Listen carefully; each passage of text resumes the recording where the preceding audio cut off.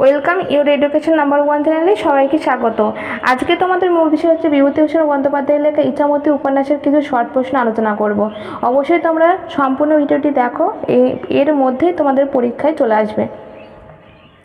আর চ্যানেলটি নতুন হলে অবশ্যই চ্যানেলটি সাবস্ক্রাইব করে রেখো, আর তোমার বন্ধুদের কাছে অবশ্যই ভিডিওগুলো শেয়ার করে দিও। প্রথম প্রশ্ন, ইছামতি উপন্যাস বিভূতিভূষণ কাকে উৎসর্গ করেন? এই প্রশ্নটি ভালো, তোমরা ভালো করে তোমাদের খাতায় লিখে নিও। বিভূতিভূষণ তার স্ত্রী রমা বন্দ্যোপাধ্যায়কে উৎসর্গ করেন।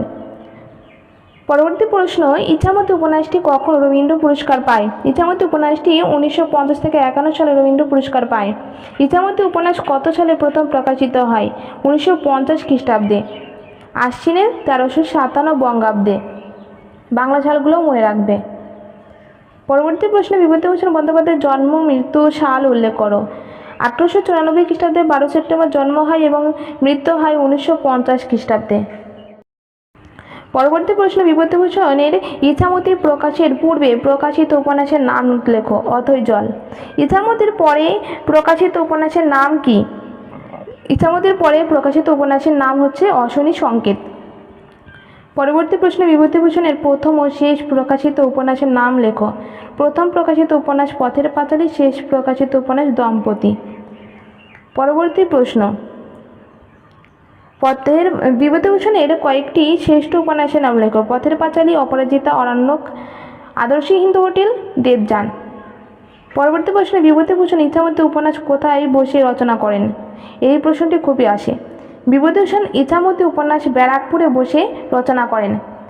পরবর্তী প্রশ্ন, বিভূতিভূষণের পিতামাতার নাম কি? পিতা মহানন্দ বন্দ্যোপাধ্যায়, মাতা মৃণালিনী দেবী। পরবর্তী প্রশ্ন, বিভূতিভূষণের জীবৎকালে প্রকাশিত শেষ উপন্যাস কি? ইছামতি। ইছামতি উপন্যাসে কোন পত্রিকায় প্রথম ধারাবাহিকভাবে প্রকাশিত হবে বলে ঠিক হয়েছিল? 1946 খ্রিস্টাব্দে থেকেও অভ্যুদয় পত্রিকায়। ইছামতি উপন্যাসের কাহিনীর বিস্তারকাল কত? 19 শতকের তৃতীয় দশক থেকে প্রায় নবম দশক পর্যন্ত। পরবর্তী প্রশ্নে, ইছামতি উপন্যাসের কাহিনী বর্ণনায় কোন অংশটুকু চিহ্নিত হয়েছে? ইছামতি নদীর যে অংশটুকু যশোর জেলার মধ্যে দিয়ে প্রবাহিত হয়েছে। পরবর্তী প্রশ্ন,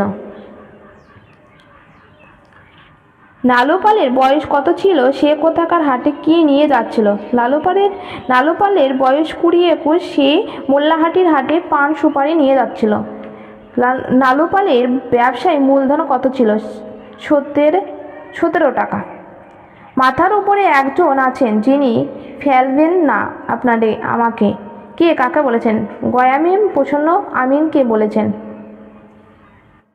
পরবর্তী প্রশ্ন, বছর শেষে তার লাভ কত হয়? বছর শেষে তার লাভ হয় 57 টাকা। মোল্লাহাটি নীলকুঠির বড় সাহেবের নাম কি? শিপটন সাহেব।